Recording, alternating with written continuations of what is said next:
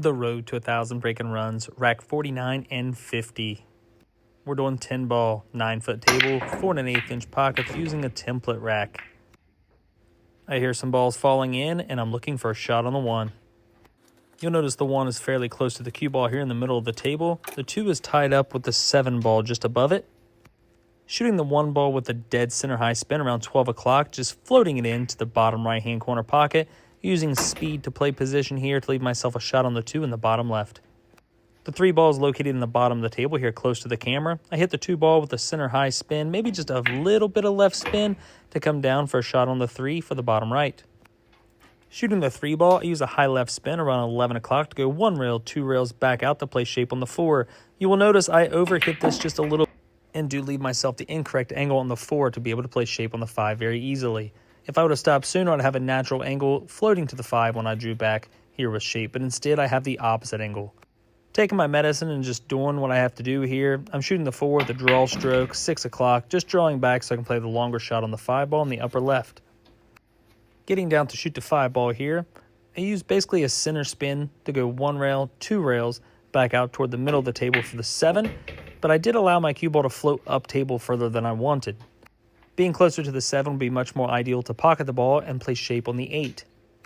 I'm not completely straight in on the 7. I do have a slight cut, so when I play shape for the 8, the cue ball will naturally go over for an easier shot. You see us there.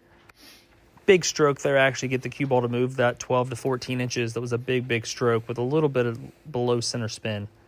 Shooting the 8, I'm just using a draw stroke here around 6, 7 o'clock, and I'm just mainly trying to pocket the ball. The 9 is makeable from anywhere on the table, so I definitely just want to make sure to pocket that ball.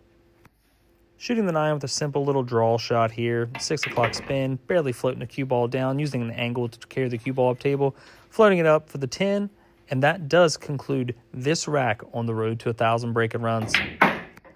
And guys, if you take a minute to hit that like button, it only takes just a second, I greatly appreciate it.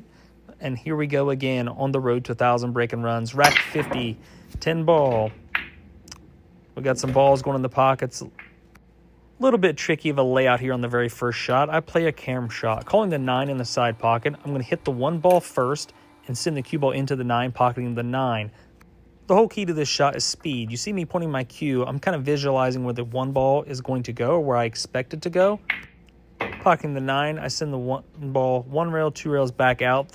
My path wasn't perfect, but my line was pretty good. If you go back to my last place where I pointed the cue, I'm basically on the same line, just a little bit different part of the table, so this did work out. Shooting the 1 with the draw shot, 6 o'clock spin, barely sliding over for the 3 ball, making sure to leave myself an angle on the 3. Next up is an error. Shooting the 3 ball with a lot of force, I'm trying to send the cue ball 1 rail, 2 rails back over to the right side of the table, so I have a nice easy shot on the 4 on the side. The camera makes the top left-hand corner pocket look a lot more available than it actually is, so I do elect to shoot this 4 on the side and honestly hope for a little bit of luck to have a shot on the 5.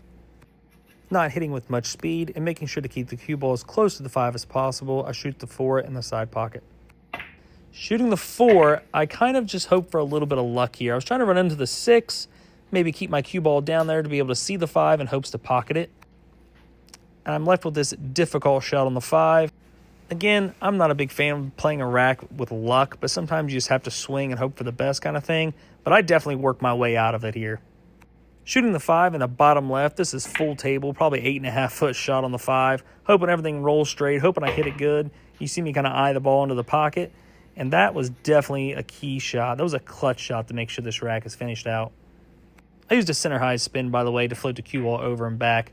Now, shooting the 6 ball was just a little bit of high spin, about 12 o'clock, 1 o'clock on the cue ball to come out 1 rail to play the 8 in the side.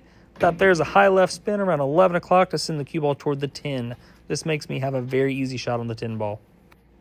Getting down the 10 and pocketing this ball, this will conclude the 50th rack on the road to 1,000 break and runs. And guys, if you will, take a second to check out my sponsors. I appreciate them very much, and I appreciate you watching the videos.